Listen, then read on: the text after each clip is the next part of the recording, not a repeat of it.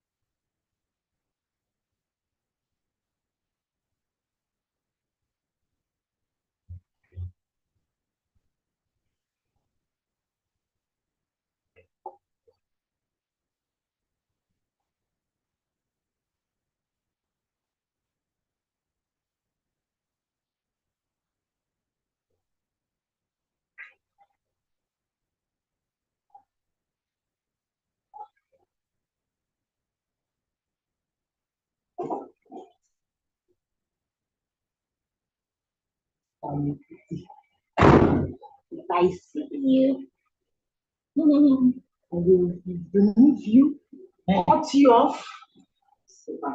Bagan.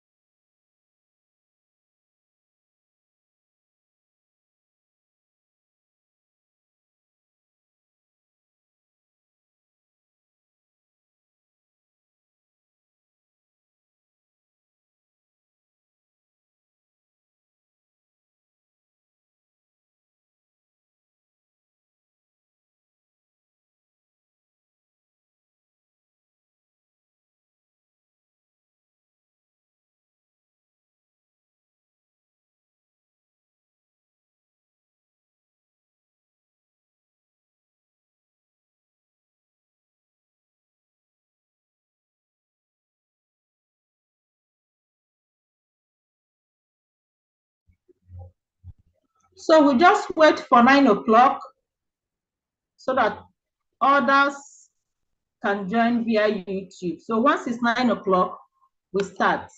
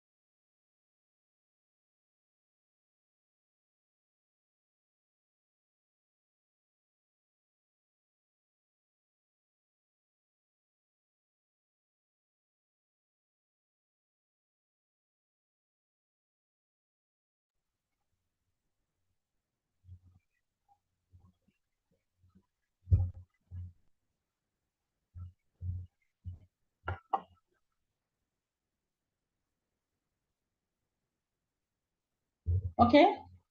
So good morning once more. and welcome to today's lecture. So this will be our second lecture. I still remain Dr. Ejia from Chemistry Department. So we'll continue with our FSC 112 and CHM 101. So today, we'll be looking at errors, accuracy, and precision. We'll also look at stoichiometry. Under stoichiometry, we'll look at relative atomic mass. We'll also look at the average atomic mass. We'll look at the Avogadro's number and the mole concept. We'll look at how to get molar mass, and we'll also look at percentage composition of elements. So these are some of the topics we are going to take today. And at the end, what do I expect from you? I expect that you should be able to measure error, because we are all scientists here. So in one way or the other, you always have to do some measurements, if not now, but at least by the time you start doing your projects. So you should be able to measure error, be able to explain accuracy and precision, how accurate and is it precise. You'll be able to understand and apply the mole concept to calculations. So these are some of the intended learning outcomes for today. Now, we start with errors. Of course, we've said that it has to do with measurement. What is an error? I will ask you. If it was in a class, in a physical class, I would have asked for one or two answers. But here, we already have a limited time, and I will not want to unmute because of the noise that will occur. So an error is an inaccurate or incorrect action. Inaccurate or incorrect action. It can also be referred to the difference between the value which has been computed and the correct value. So that is that difference between the value which has been computed and the correct value. So what it means is that all measurements that involves numerical answer will involve an error. No matter how careful you are, there must be some error, at least, no matter how small, maybe 0.0001 or thereabout. So all measurements that involves a numerical answer involves an error. And talking about this error, how do we get this error? This error can be from the instrument that you have used, because we said that it can be the difference between the computed and the correct value. So it could be from the instrument that have been used to compute the result, or it can be from personal error. I'm sure by second semester, most of you, or even this first semester, you'll be carrying out titrations. Some of you, when you want to read the burette, do you read the upper meniscus or do you read the lower meniscus? So there could be errors from there. What I'm saying is different from what you are saying. So it could be as a result of personal error. That is, as I said, inability of an analyst to read the instrument accurately. So this is actually what we mean by error. So as I said, the error of a measurement is the difference between the observed measured value and the true value. And this is actually what we refer to as absolute error. So it's the difference between the measured value and the true value. That is absolute error. Now, aside absolute error, we also have what we call relative error and percentage relative error. When we talk about relative error, what do we mean? That is, it's a ratio relative from the word relative. So it's a ratio of the absolute error. It's a ratio of the absolute error of a measurement to the actual or true value measured. So it's a ratio. That is your relative error. Now, what about the percentage relative error? From the word percentage, you just see that it is just the relative error expressed as a percentage. It's just the relative error expressed as a percentage. So that is your relative error. Now, let's take one example. And I want you all to get out your biro and paper and carry out this calculation. The question says, if the weight of a gold taken by a goldsmith is 22.5. So you agree with me that 22.5 is the measured value. But the actual weight is 25.2 grams. Now, I want you to determine the absolute error, the relative error, and the percentage relative error. Well, we don't have time to waste. I will ask another question. So let's look at it. The absolute error, we say that is just the difference between the measured and the actual. The measured value is 22.5, which is this, and the actual value is 25.2. So what is the absolute error? Minus 2.7 grams. That is the absolute error. Now, what about the relative error? We said that the relative error is the difference between the estimated value and the actual value. That is the absolute error, which is minus 2.7 to the actual value. And the actual value is 25.2. So this is your relative error. So when you carry out that calculation, of course, this is the value. Now, what is the relative error? It's just the what is the percentage relative error? Sorry. The percentage relative error is the relative error expressed as a percentage. So this is actually how to carry out your absolute error, your relative error, and your percentage relative error. So that is that for errors. So I expect by now you should be able to, when you carry out your measurements, you should be able to know the absolute error, the relative error, and the percentage relative error. Now we come to accuracy and precision. When we talk about accuracy, what do we mean?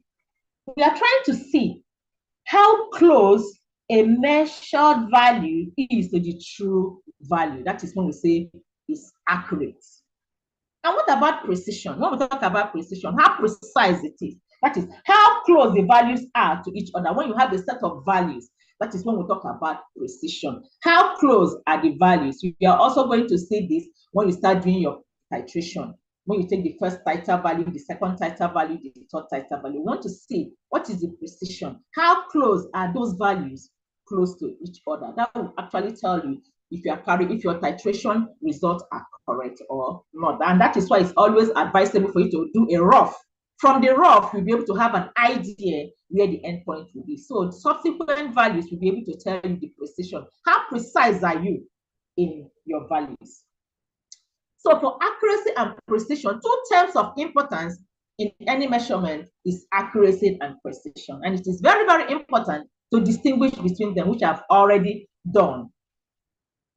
Because the difference is usually, these terms are usually very, very important, especially in scientific measurement. As I've told you, you'll be doing a lot of titrations in your year 1, your year 2. So you need to know, be able to tell us is it the precision and the accuracy of your results. So accuracy, as I've defined, is defined as the degree of agreement between the measured value and the true value. That is how close a measured value is to the true value. While precision, as I've already told you, is defined as the extent to which results agree with one another. As I said, when you have set of values, set of results, you want to see how close are they to each other. It is the degree of repeatability of a result. That is, if you carry out your titration and I carry out that titration again, I want to see, will I be able to repeat your result and the values are close to each other? So that is precision. Now, I have a little diagram here. I want to ask you, what game is this? Who can tell me? I want just put it in the chat. What game is this? Let me see those that are sports inclined. What game is this? What is the name of this game? If you want to play it, just put it in the chat.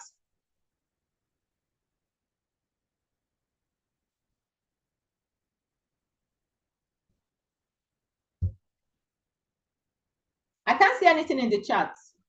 What game is this? Or none of you play, you don't play game. That, correct. So this is your that game. Thank you very much. So this is your that game. And I know that some of you have played this game. Now, when playing this game, you want to know how accurate and how precise you are. And that is how you know who has actually won the game. Now, I want to see how many people will be able to get the throw into the middle box. So we want to see the accuracy and we'll have to see the precision. And how many balls are we throwing, or how many are we are throwing 3? So we want to see how accurate and how precise. So let's start with accuracy first. Of course, accuracy has to, when we talk about the accuracy, we are actually looking at how close a measured value is to the true value. We want it in the middle box. And the precision, we want to see how close.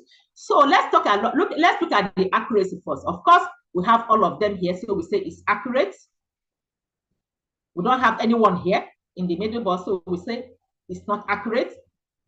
Of course, we have one inside here, so we have accuracy, although it might be low. The accuracy we can say low, and here there's no accuracy. So what about precision? How close are they to each other? You see that the 3 of them are close here. So we say that there's accuracy and there's precision. What about this? Of course, there's no accuracy, but there's precision. So there's precision without accuracy. Here, we have accuracy without precision. And here, no accuracy, no precision. So this is just a game I have used to explain when we talk about accuracy and the precision. Thank you. That game. Yes, thank you.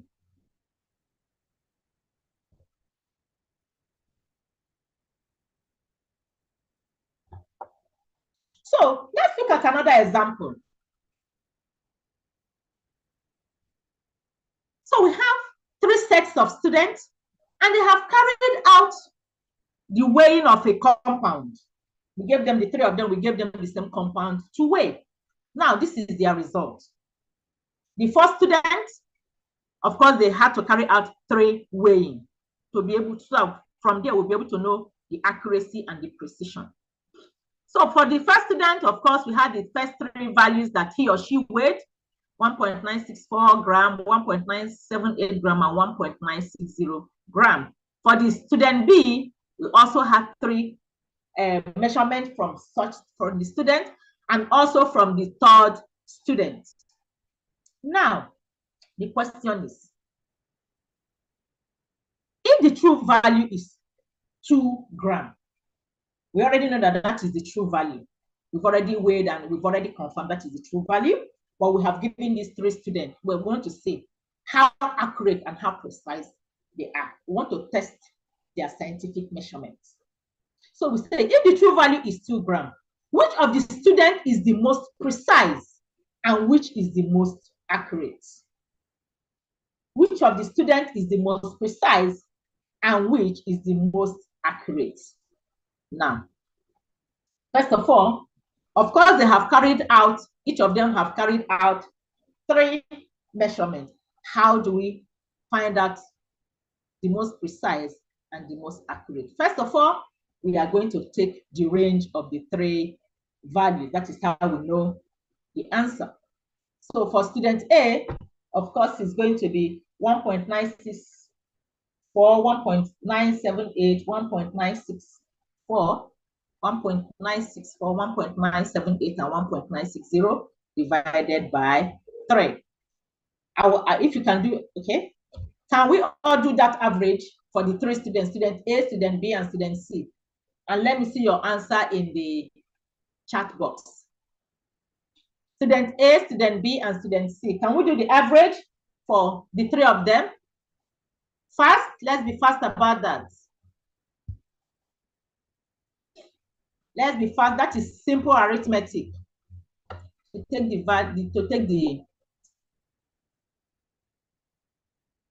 the range. Okay.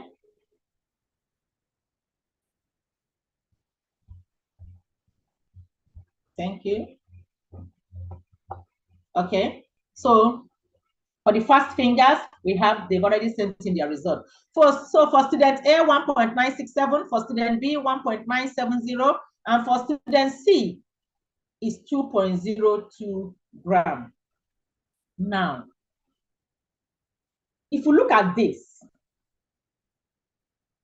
how do we know the student that is most accurate and precise?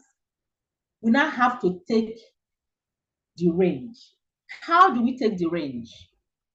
We are going to take, like for student A, we are going to take the highest number from the lowest number, subtraction. So we already have the average, which we already have, and from this we've already seen the average of their values. Now, how do we know how precise and how accurate they are? You now have to take the range. From the range, like student A is now going to be, the highest number there is going to be 1.978 minus 1.960. So can we take the range for each of them? Let's see your answers. So from the range and the average, we'll be able to know the student that is more precise and the student that is most accurate. Can we do the range? For each student, the highest from the lowest.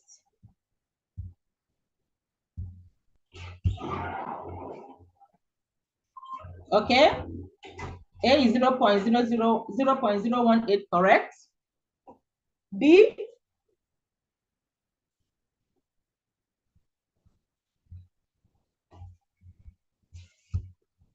Okay, 0.018, 0.005, 0.0, correct. Thank you, fast fingers.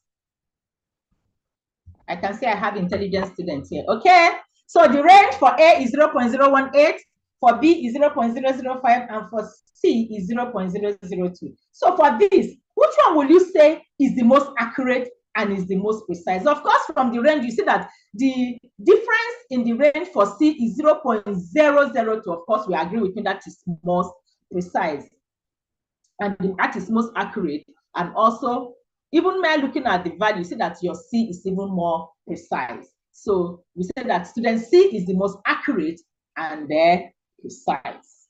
So this is actually how to know,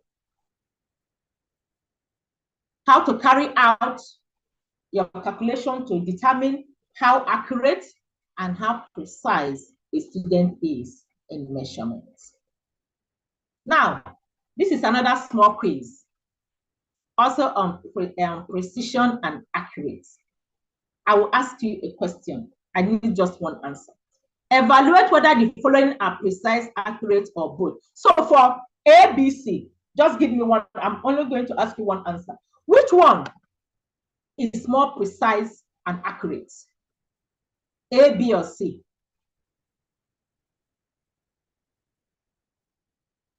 Which one has the highest precision and accuracy?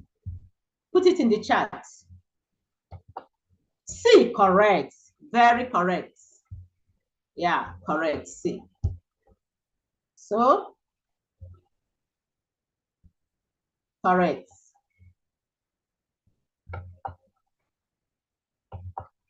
So, C has a high accuracy and high precision. Of course, there's precision here because four of them are together. So we have high precision, low accuracy. So that is why I wanted you to answer just for C, because this is actually C that gave us the correct answer. Although here you can see there's a precision here, they are close to each other, but here neither precision or accuracy. So we can say no precision and no accuracy, but here, of course, we have one of them inside the box.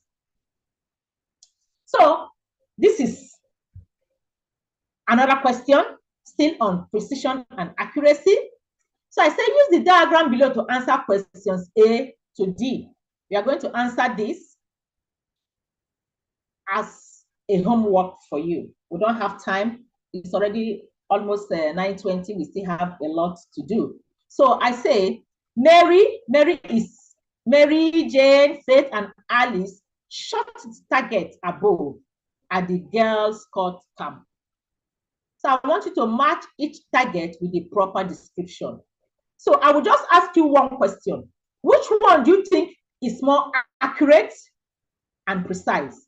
Mary, Jane, Faith, or Alice? Just one, so we'll just move on. We are not going to answer the others. Which one is accurate and precise?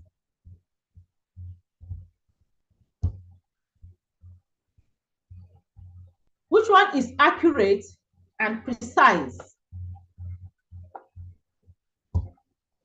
Faith.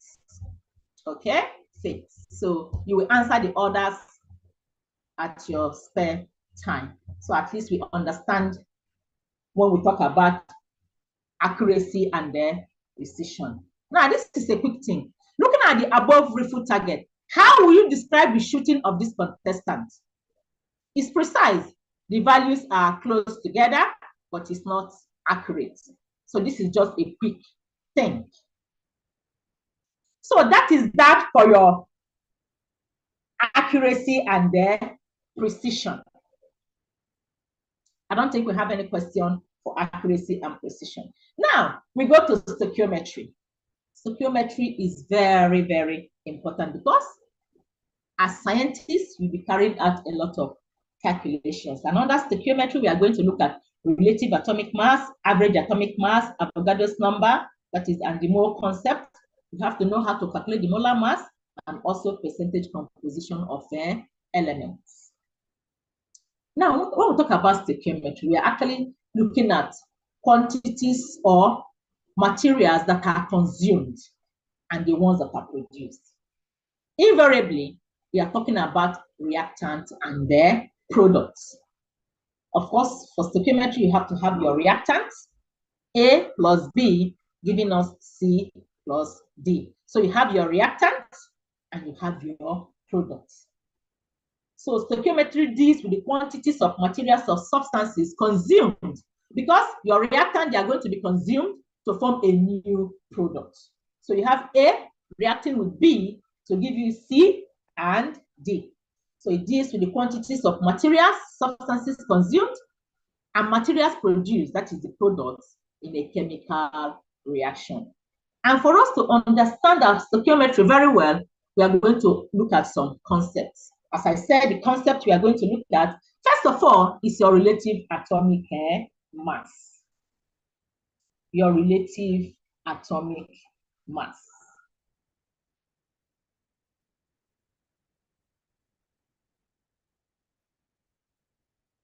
So when we talk about relative, from the word relative, we know that these are actually values that you cannot determine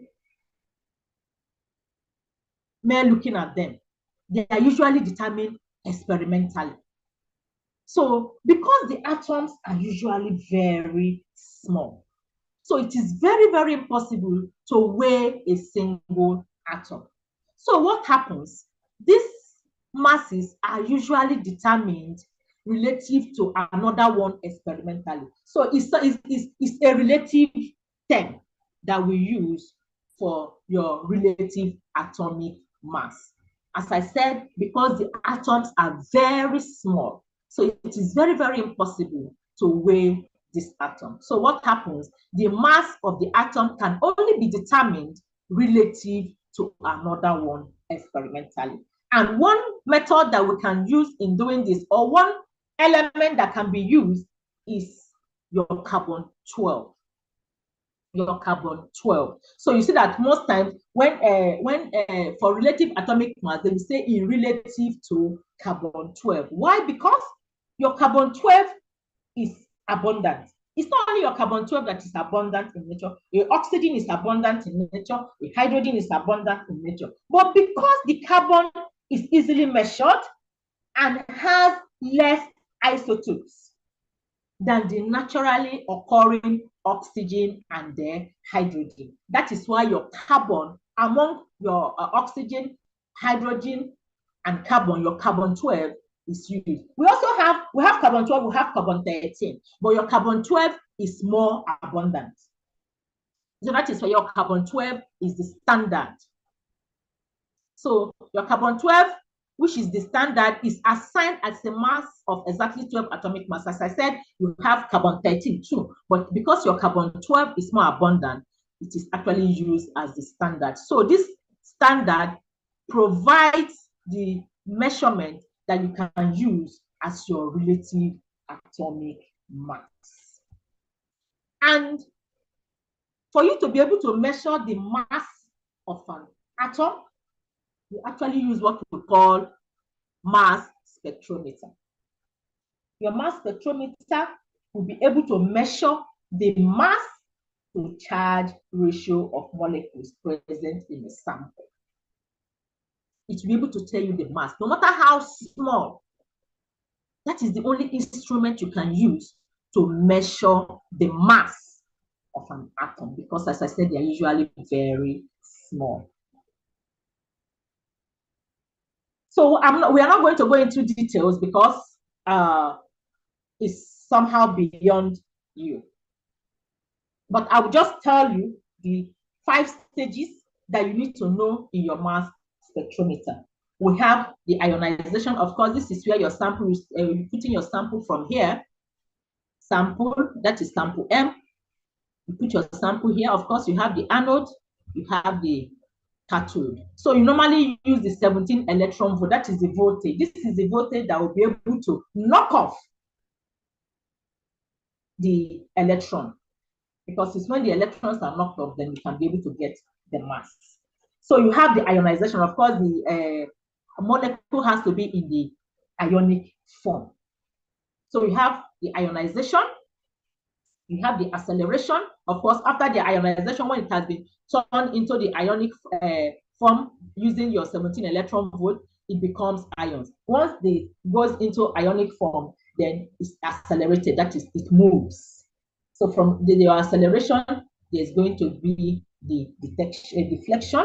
Of course, some will be deflected. The low molecular weight ions are deflected too much and hit this wall, while the higher molecular weights are deflected little and goes to this side. And after that, you have your detection and you have your data processing. As I said, I'm not going to bore you with this, but just know that it is your mass spectrometer that you can actually use to measure the mass. And what it normally measures is the mass to charge ratio of the molecules that is present. So you'll be able to know the exact mass of that particular element. So most compounds that we have their mass is usually using the mass spectrometer. So you can actually use it to determine the exact molecular weight of that particular molecule. Now, we look at the average atomic mass.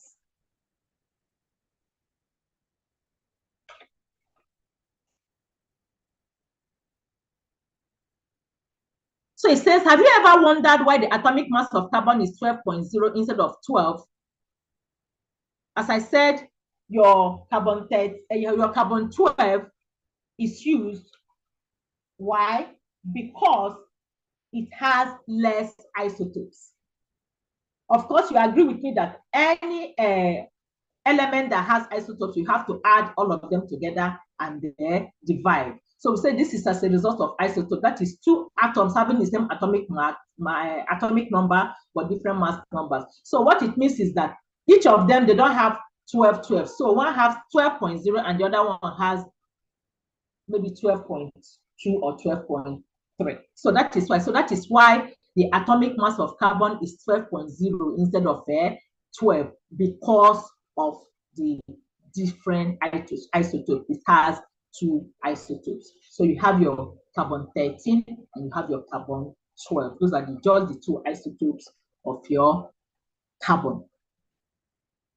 So we can then calculate the average atomic mass using the relative abundance. So that, as I said, you have your carbon 12, which has a relative abundance of 98.89. I already told you that your carbon 12 is more abundant, but it has only 2 isotopes. That is why we can use it. The others has more than 2 isotopes, so we cannot use those ones. So your carbon 12 has a relative abundance of 98.89%, while your carbon 13 has a relative abundance of 1.1%. So therefore, the average atomic mass can now be calculated. And of course, this is you. So you have your 98.89 over 100 times 12 plus 1.1 over 100 times 13, that is how we got the atomic mass of your carbon to be 12.01.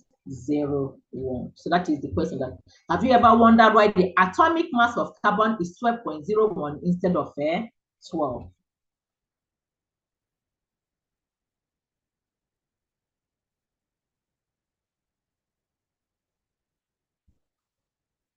So let's look at chlorine. Of course, chlorine has atomic mass units. How many? We have 2 of your atomic masses of your chlorine. That is your chlorine 35 and chlorine 37.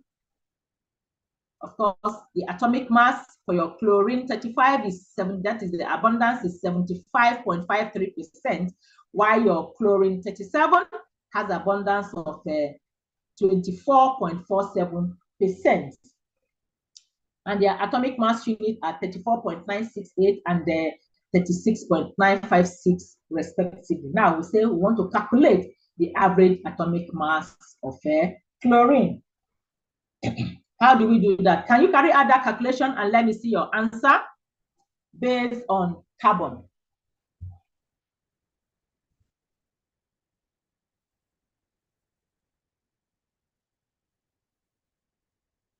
Based on calculation for carbon.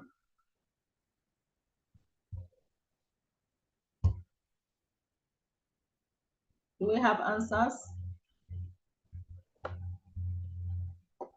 35.45, okay, and 35 point, correct. Thank you, thank you. Yeah, I think I'm enjoying this class. Okay, so solution. We have for chlorine 35, we have 75.53 over 100 times 34.968 plus for chlorine 37, we have 24.47 over 100 times 36.956. So we have 34.45. So invariably we have 34.445. Yeah.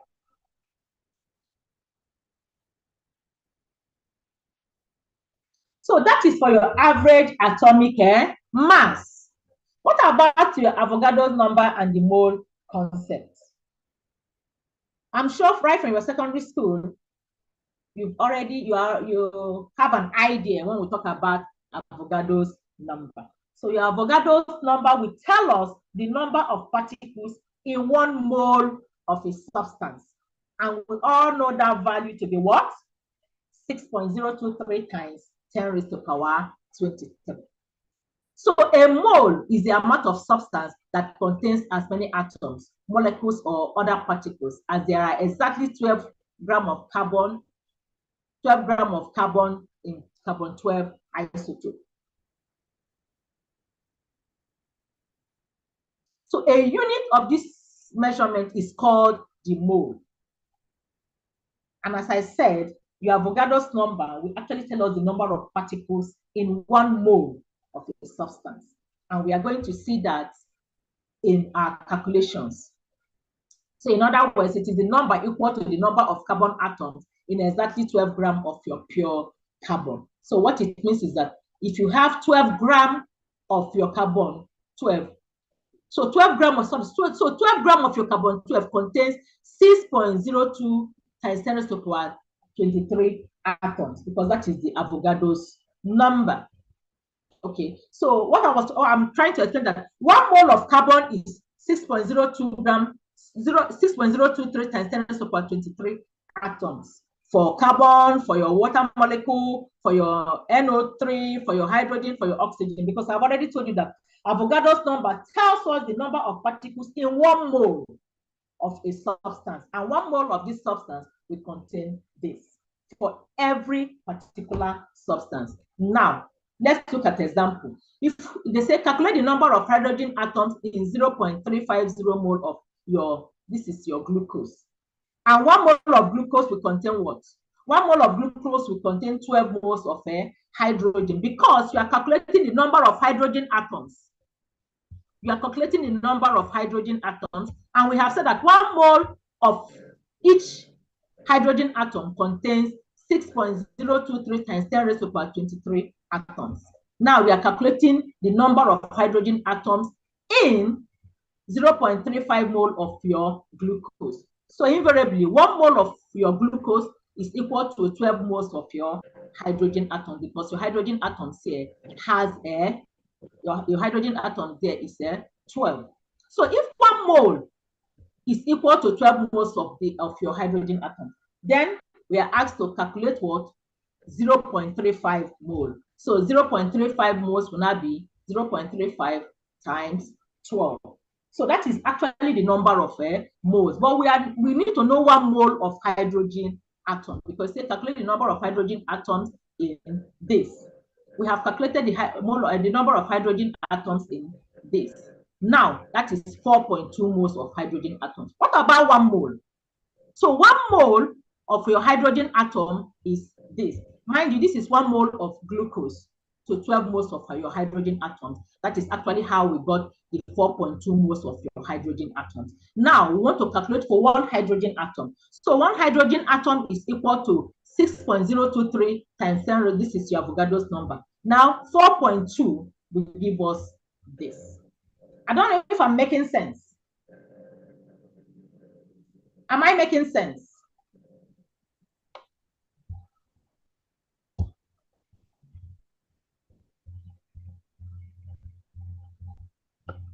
Okay, thank you. So I think we can go on. So don't worry, I'm going to give you the slides.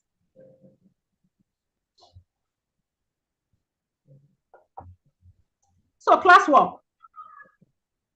Find both the number of moles of atoms and the number of atoms in 2.5 grams of your sodium. 1 mole of sodium is 23 grams. So just like the example we did, 1 mole of sodium is 23 grams. That is 22 grams is equal to 1 mole of sodium. So 2.5, yeah, we are asked the number of atoms in 2.5. So 2.5 will now be 2.5 times 1 divided by 23, which is 0.11 moles. Of course, you agree with me that this is 1 mole that is contained in your Avogadro's number. So this 0.11 will now be contained in this. So 0.11 times your Avogadro's number over 1. So this is actually, so it's most of the calculations we have here are just simple calculations. So you are going to do this as a homework. We don't have the time. So we've looked at relative atomic mass, that we have done the calculation. We have looked at average atomic mass. We've also looked at Avogadro's number and the mole concept. Now, this brings us now to your molar mass. So when we talk about molar mass, what do we mean? That is, the molar mass of a substance is the mass in gram of 1 mole of a compound. Of 1 mole of a compound.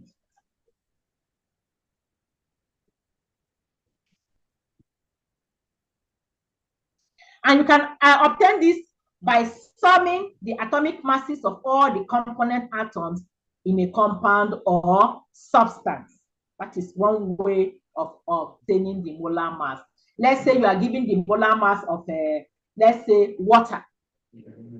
Water is your H2O. Am I correct? Water is your H2O. So this is actually your compound is water. So we see that this can be obtained by summing the atomic masses of all the components. So you have your hydrogen, which is 2, your oxygen here, which is 16. So the molar mass of your water is 18 grams. So that is what we mean by summing the atomic masses of all the component atoms in a compound or substance. For example, 1 mole of magnesium atom is 24.31 gram. Therefore, the molar mass is 24.31 gram. 1 mole of your sodium is 23. So the molar mass of your sodium is 23. But most times, it's not usually an atom. If you have a compound, of course, you should also be able to sum the molar mass. If it's just an atom, of course, your hydrogen, your oxygen, your sodium, your magnesium, 1 mole of that atom is the molar mass. That one is very, very easy. What about when you have a compound? For example, here we have methane. So what is the molar mass? As I said, so your carbon is 12.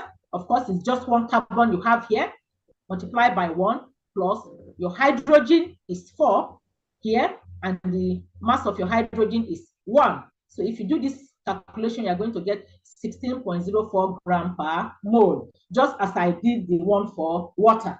Your water, which is your H2O, your hydrogen is 1 multiplied by 2, because there are 2 atoms of hydrogen there, which is 2, plus your oxygen is 16. It's only 1 oxygen you have there, which is 16. So 16 plus 2, that is 18. So that is how you calculate the molar mass of a compound. So now, having talked about, so we've looked at molar mass, we've looked at number of moles, and we've also looked at mass. So what is now the relationship between mass, number of moles, and molar mass? It's very, very important, because you are going to be using this, especially in your titration calculations. You are going to be asked, what is the number of moles? Or after your titration, you might be asked, what is the molar mass of the compound that you used, that you titrated? So the relationship is number of moles is mass over molar mass.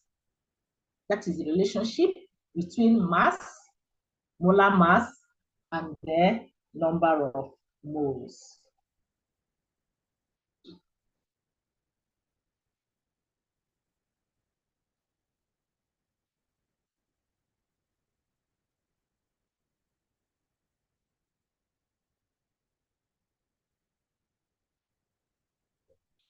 So I'll ask you a simple question. Number of moles, does it have units? No. Number of moles we don't have. What about molar mass? What is the unit for molar mass? Can you put it in the chat? What is the unit for molar mass? I want to see that. Intelligent students. Molar, from the word molar, and mass. Gram per mole, because there is molar there, so it has to be gram per mole. What about mass? What is the unit for mass? Correct, gram per mole, very correct. What about the units for mass? For just mass?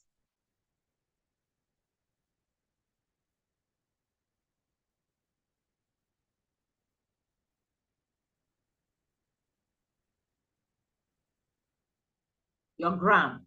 Yes, it's in gram. Good. Now, so your mass is in gram, and your molar mass is in gram per mole. That is what mass is actually what you have weighed, and the molar mass is by calculation. So number of moles. Looking at that, your number of moles will not be, whatever you get is not going to be in the mole. So that is actually, most times, this is actually what we use in your titration. When you say the value, when we ask you your concentration, you say your concentration is 0.001 mole, or mole per dm cube, depending on what you have been asked.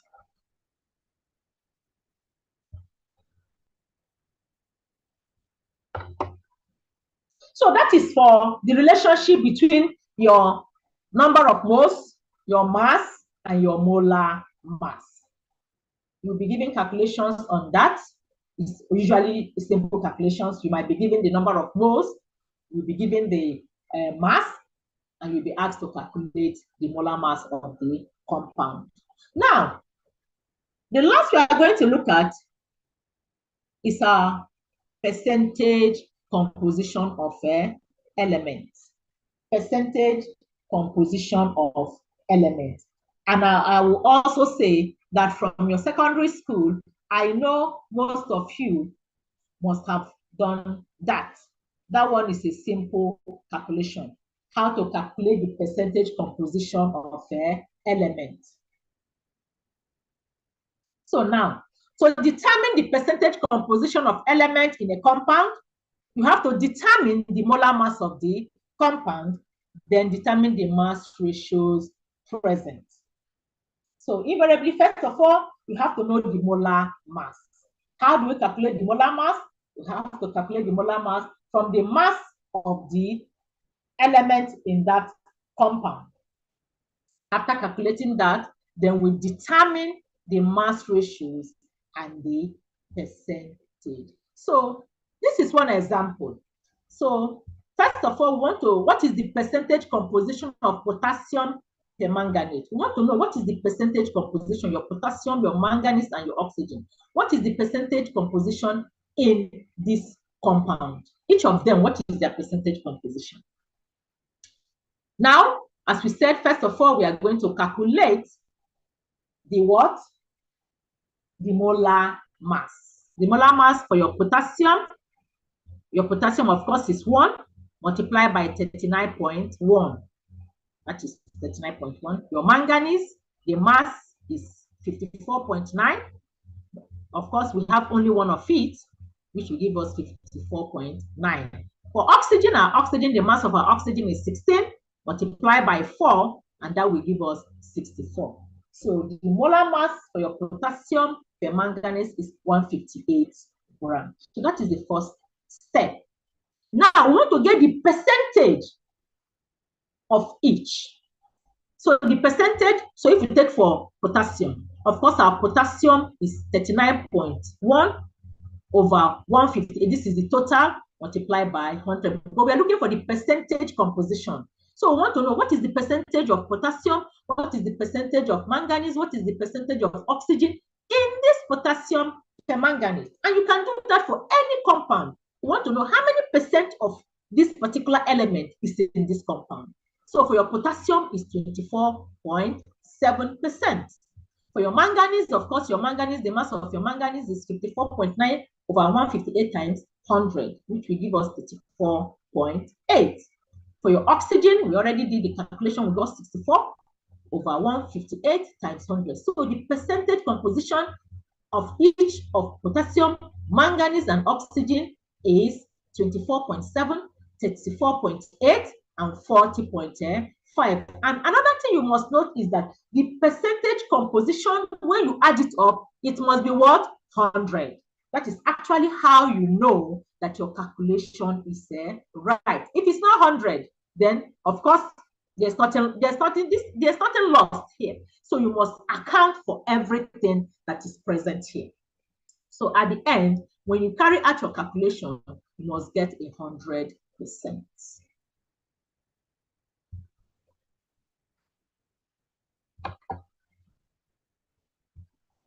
So now, this is another question. Percentage composition of your phosphoric acid. Calculate the percentage composition of each of the atoms present in your phosphoric acid. So of course, first of all, we have to calculate the molar mass. Your hydrogen is 1 times 3.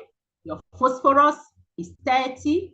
Of course, it's just 1 times 1, that is 30.97. And your oxygen is also 16 times 4, which will give us 97.99. So everybody, can you give me the percentage composition of each of these elements in your phosphoric acid? All hands on deck. I'm waiting for your results before we show the result in the next slide.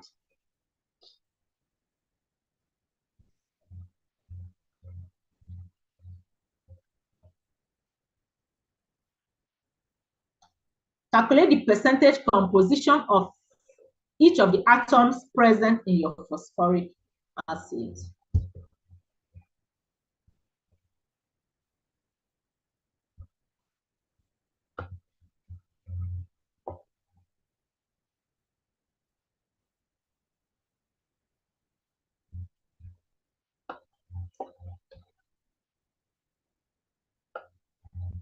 Zero point 0.03, 31.6, 65.5, 3.0.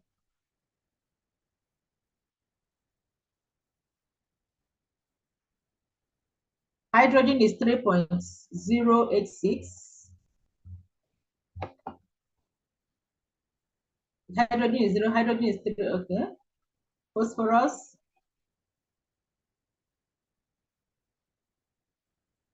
Phosphorus 31.61 and oxygen 65 points. Okay. Okay. Okay. Okay. So for our percentage hydrogen, of course, is going to be the 3 over 97.99 times 100, that is 3.086, 31.61%, and 65.31. As I said, note that the percentage must add up to 100%. So when your percentage adds up to 100%, of course, you know that your calculation is correct. So this is meant to be classwork. Determine the percentage composition of ethanol. Okay. So determine the percentage composition of ethanol. Your ethanol is C2H5OH. Can you give me that answer? Determine the percentage composition of ethanol. Your ethanol is C2H5OH. Can you do the calculation and let me have the results? And the second question is determine the percentage composition of your sodium oxalate. Your sodium oxalate is your sodium Na2C2O4. I will take that question again. The first one is to determine the percentage composition of ethanol. Your ethanol is C2H5OH.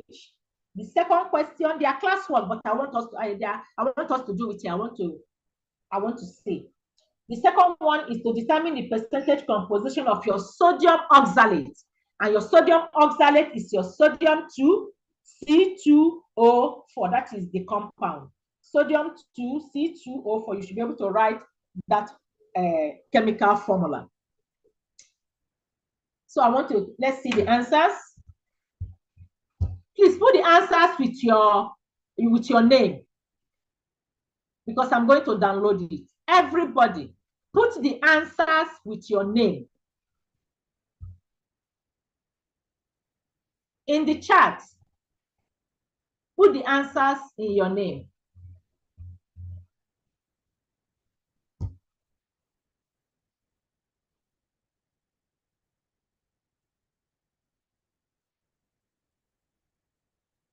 The question is, the first question, determine the percentage composition of C2H5OH, that is your ethanol.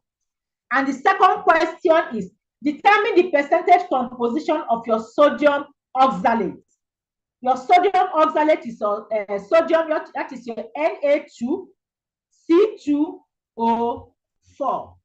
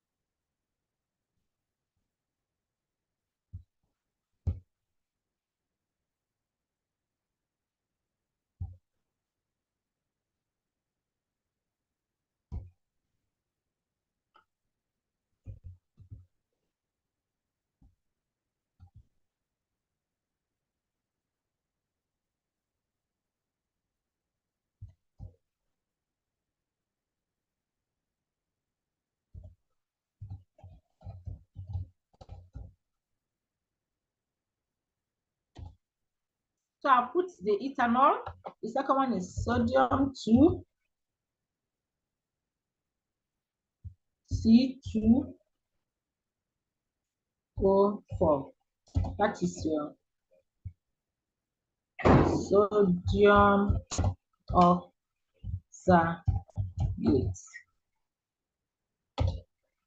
So I've put the questions. The first one, determine the percentage composition of ethanol. Your ethanol is C2H5OH, while your sodium oxalate is sodium 2, that is Na2C2O4. Please put the answers with your name, because at the end of the class, when I download the attendance, is going to come up, your answers are going to come up with your names. So please do that.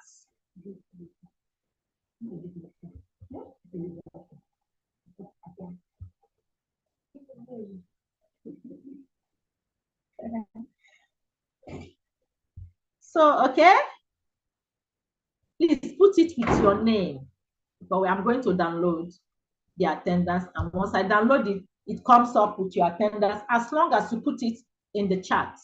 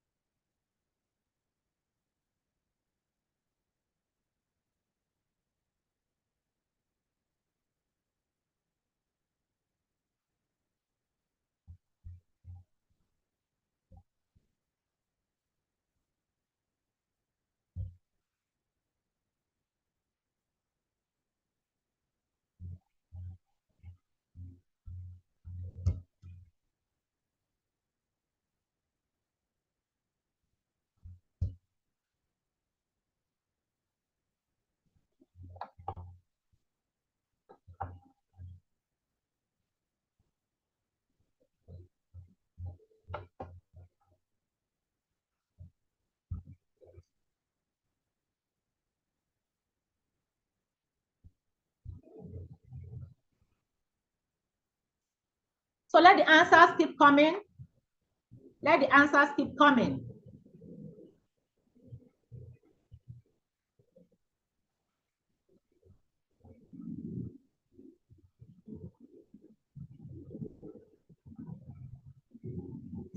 So that is the end of our lecture for today.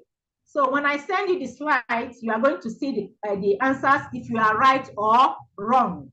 The next slide is actually the answers. So, but I don't want to project it. So once I send you the slide, you'll be able to know if you are correct or not.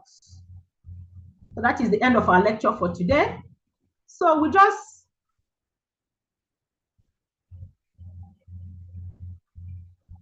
look at the questions.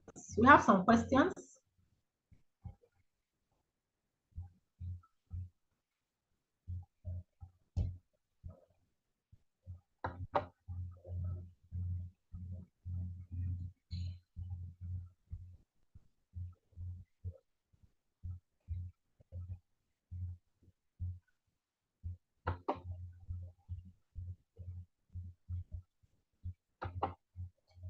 So let's look at questions. There are some questions on the chat room. Okay, Alexander said, for absolute error, wouldn't they negotiate sign change to positive? No, for you to calculate your absolute error, the formula is the measured value minus the actual value. You cannot be changing. No, that there's a formula. So the formula is measured value minus actual value. Actually, that answer is minus 2.7 gram, and that is the answer. Of course, we have negative error, we have positive error. This one is saying, please, man, how did you get the range? We got the, when you talk about range, you are talking about set of values. So we got the range from subtracting the lowest value from the highest value.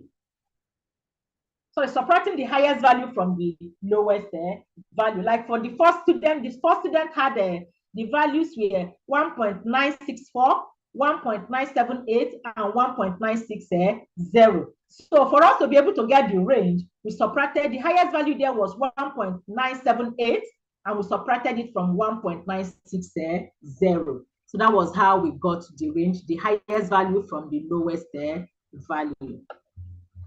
This is asking, what is the difference between precision and the accuracy? When we talk about precision, we are talking about how close the values are to each other. And we saw that when we are looking at the darts game. How are the values close to each other?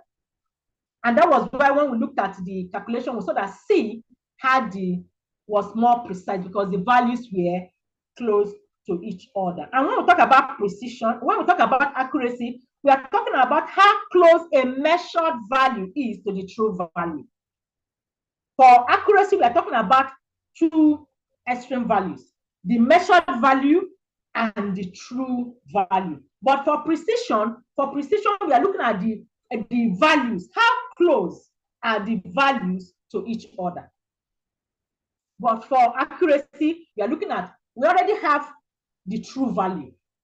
Then we are now looking at the measured value. How are they close? So there are two different things. This is measured value and the true value. And this precision is talking about the closeness of the values. When we talk about precision, we are talking about the closeness. How are they close? 0.1, 0.2, 0.3, 0.4. They are close. When we talk about accuracy, I have the value. My value is 23.5, and your own value is 27.8. There's no accuracy there. So that is the difference between accuracy and the precision. So these are some of the questions on the chat. Let me see. You say, please, I didn't get the question. Please, okay. Okay. Okay. Okay. Okay.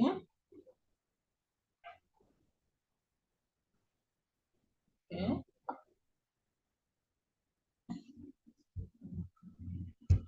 Okay. So, okay. Okay, YouTube. Let me see YouTube. Okay. I can see the YouTube. Yeah, just put it on the chat. I'm also going to download it. I can see the YouTube. I can see the answers are there. The answers are there. Thank you very much. I can see, okay, I can see Olowokere, Lydia, Emmanuel. Okay, okay. Okay, Ikechukwu, Wina, Deborah, Inioluwa. Okay. Just keep your answers coming. I'm going to download everything. Okay. Okay, thank you. Thank you. Mujib Lawal, yeah. Okay. Peter Anieti, Fortunate Olotayo, Olayola Eniola, Divine Achu. Okay, I can see all of you on the YouTube. So just put your answers there. I will download everything. Thank you. Okay.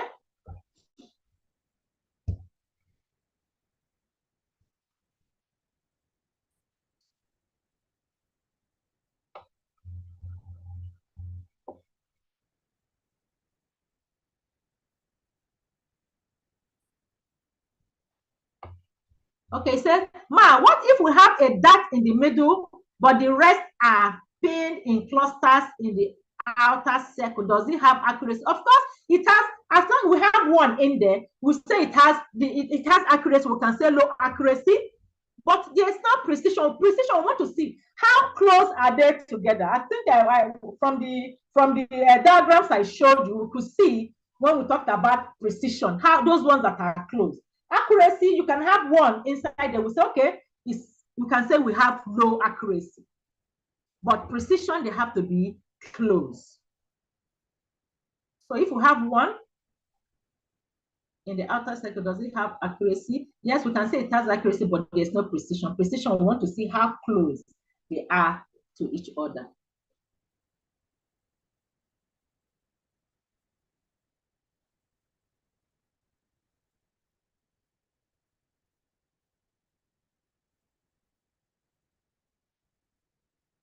The precision, of course, from the range, you'll be able to get the precision. Then from the average, you'll be able to get the accuracies. Yes. So what about the average? Does it tell us about the accuracy or precision? The average will tell us about how accurate it is. The precision, you see that the precision, when we looked at the range, the C has 0.002. So we can see that they are very close. That tells us how close those values are to each other. Okay. Okay. Okay, our time is up. Our time is up. So I will see you on Monday. On Monday, that should be our last lecture. I should be able to round up on Monday. So by Monday, we'll be looking at more of chemical equations, balancing of chemical equations. We are going to do more of stoichiometric calculations. We are going to look at our limiting reagent and your percentage yield. So that will bring us to the end of my own part. So at the end of this lecture, I'm going to post the Zoom link. I'm going to send you the slides and the recorded lecture. Thank you very much. So please, in the next 2 minutes, I'm going to end this meeting. So if you know you have not put down your answer and your names, do that now, both on Zoom and YouTube. Please do that now. I'll just give you a few minutes to do that.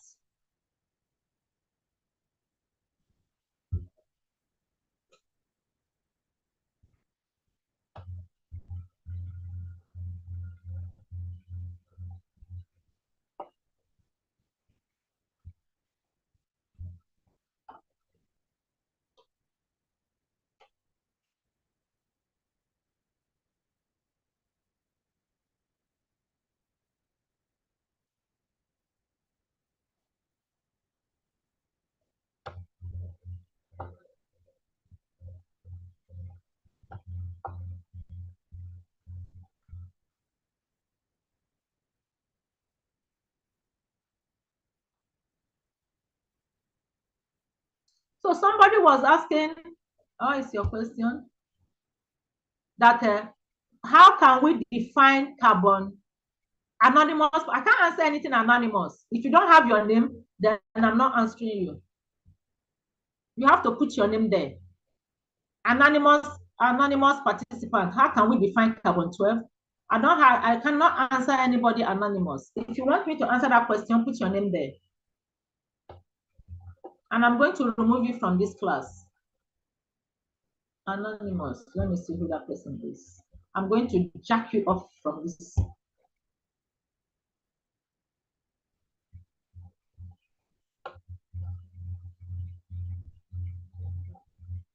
That person might be a spy.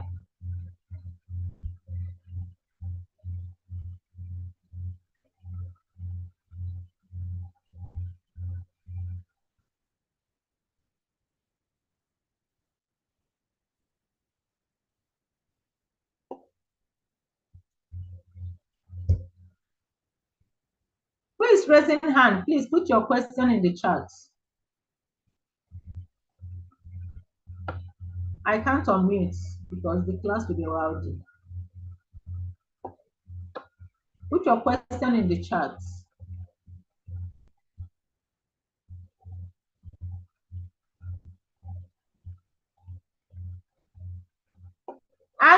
Ugochukwu.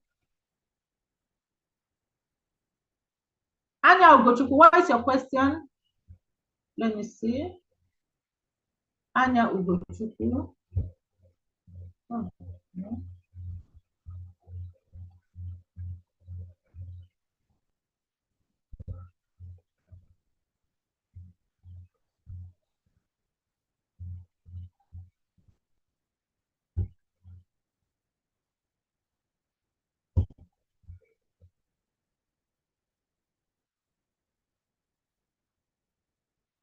Yes, I've checked YouTube. I've checked YouTube. I know your answer is in YouTube.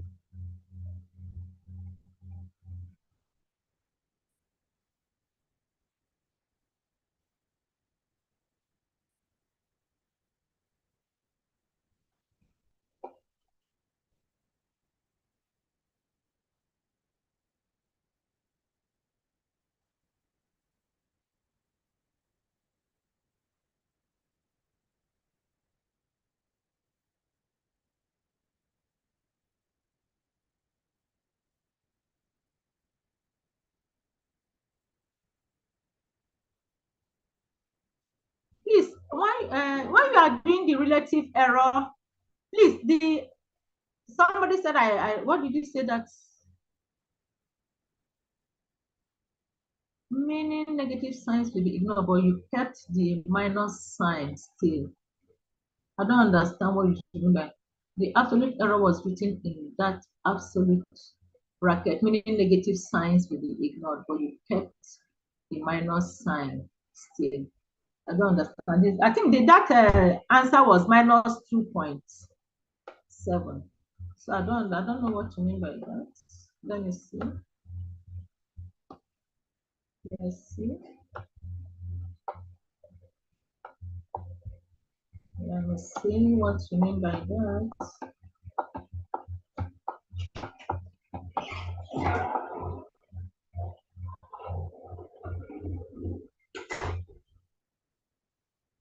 The minus sign was there. The relative error, the minus sign, we got minus 0.11, and the percentage relative error is also minus 11%. So I don't know what you're talking about. When you were doing the example for relative error, the absolute error was written in that absolute bracket, meaning negative signs will be ignored, but you kept the minus sign still. The minus sign was there, so I don't know what you're talking about. The answers were given because it was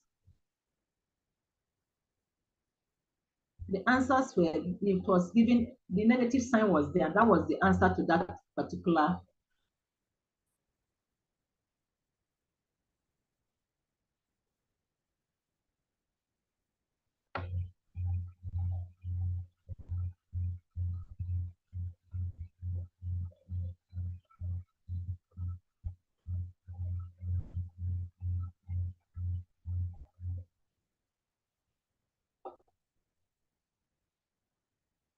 Which assignment, Abdul Salam? Please, how do we submit our assignment? Which assignment? I didn't give you any assignment.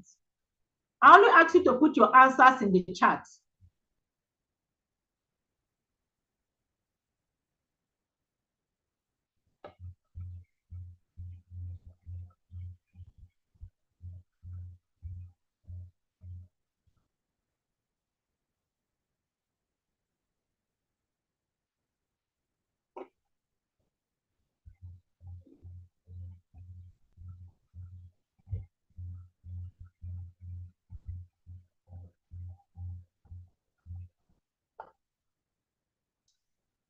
Those of you raising your hands, can you put, Michael, can you put your question in the chat? On the question and answer, please. I will not unmute anybody because I don't want a rowdy class. I will not unmute you. No way. I don't want a rowdy class. So, Anya Ogochukwu, what you put it in the question and answer. I will see it there.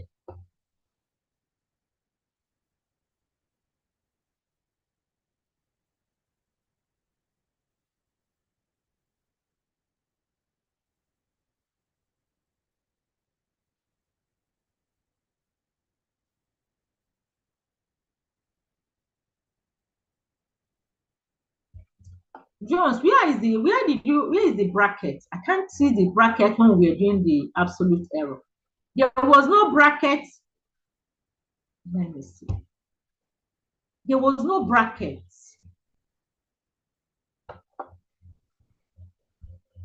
Where we did absolute error was when we determined the absolute error, relative error, and percentage relative error for the gold. So I can't see any brackets. I don't know what you're talking about. This is chemistry, please. I don't know. Don't bring in your physics here. I can't see any brackets in the absolute error, relative error, and the percentage relative error. So I said, I mean, like in statistics, in math, they usually ignore minus sign when a value is in that absolute bracket. Absolute, where is the absolute bracket? Does it also apply? Or you just kept the bracket as a normal bracket? I didn't, there's no bracket anywhere, please. So I don't understand what you're talking about.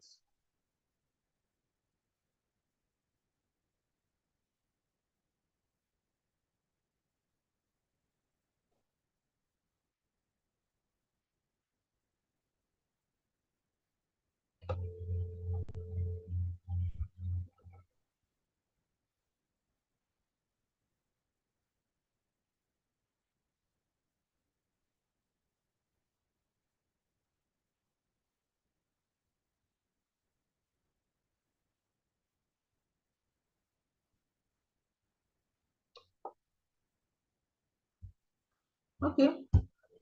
So I'll see you on Monday. Please, I hope everybody has put his or her answer in the chat. Let me see those on YouTube. Okay, those on YouTube, I can see your answers. Akin David.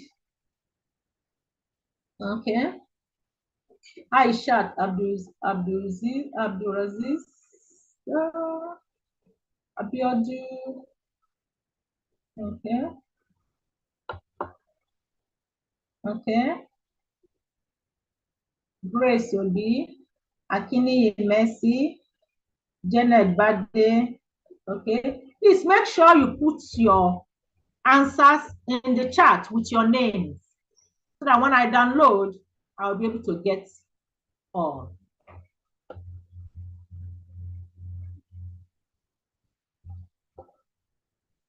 Okay, so I think it's time for us to end the lecture.